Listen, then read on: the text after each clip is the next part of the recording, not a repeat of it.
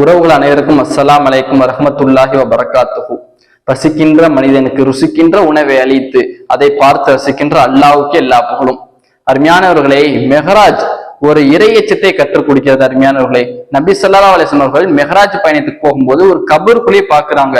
கபருக்குள்ளே பார்த்து விட்டு ஜிப்ரீல் அலைஹிஸ்ஸலாம் அவர்கள் இடத்தில் கேட்கிறார்கள், இது யாருடைய கபர்? இந்த கபரில் இருந்து இவ்வளவு நறுமணம் வருகிறது என்று நபி ஸல்லல்லாஹு அலைஹி வஸல்லம் அவர்கள் கேட்கும் போது ஜிப்ரீல் அலைஹிஸ்ஸலாம் அவர்கள் சொன்னார்கள், இது ஃபிரௌனுடைய காலத்தில் ஃபிரௌன் வீட்டில் ஒரு வேலை பார்த்த ஒரு பெண்மணியின் கபர், அந்த பெண்மணியின் கபர் என்று ஜிப்ரீல் அலைஹிஸ்ஸலாம் அவர்கள் சொன்னார்கள். அருமையானவர்களே, அதற்கு பிறகு அந்த பெண்மணி ஃபிரௌனுடைய மகளுக்கு தலை சீவி கொண்டிருந்தார்கள். அருமையானவர்களே, தலை சீவி கொண்டிருக்கும் போது தவறி சீப்பு தரையில் கீழே விழுந்தது. அருமையானவர்களே, அதை பிஸ்மில்லா என்று சொல்லி அந்த பெண்மணி எடுத்தாங்க.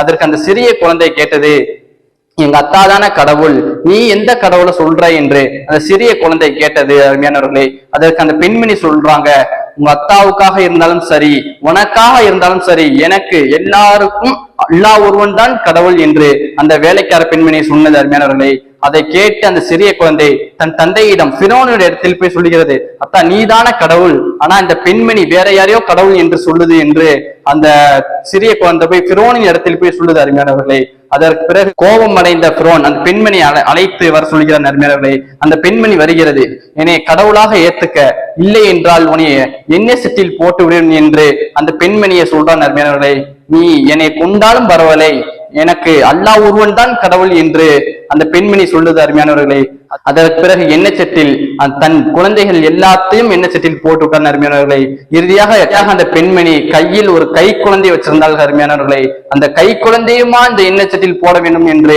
அந்த தாயின் மனம் துடி துடிக்குது. இன்னும் அந்த தாயின் மனம் மாறுகிறது. அருமையானவர்களே, அதற்கு பிறகு அல்லாஹ் ரப்புல் ஆலமீன் அந்த குழந்தையை பேச வைக்கிறான். எப்படி?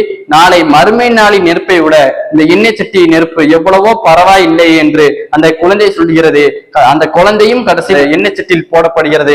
அதற்கு பிறகு அந்த பெண்மணியின் இடத்தில் ஃபிரௌன் கேட்கிறான், உன்னுடைய கடைசி ஆசை என்ன என்று கேட்கும் போது அந்த பெண்மணி சொல்லுது, அருமையானவர்களே, என்னுடைய கடைசி ஆசை என் குழந்தை என்னை எல்லாத்தையும் ஒரே கபரில் அடக்கம் பண்ணு என்று அந்த பெண்மணி சொன்னது. அருமையானவர்களே, இறுதி நேரத்தில் கூட இறையச்சத்தோட வாழ்ந்தார்கள். மெஹராஜ் எப்படி ஒரு இறையச்சத்தை கற்றுக் கொடுக்கிறதோ அதே போல் நம் வரக்கூடிய காலங்களில் ஈமானோட இறையச்சத்தோட இன்னும் இஹ்லாசான முறையில் வாழக்கூடிய பாக்கியத்தை வல்ல ரஹ்மான் உங்களுக்கும் எனக்கும் தௌஃபீக் செய்வானாக.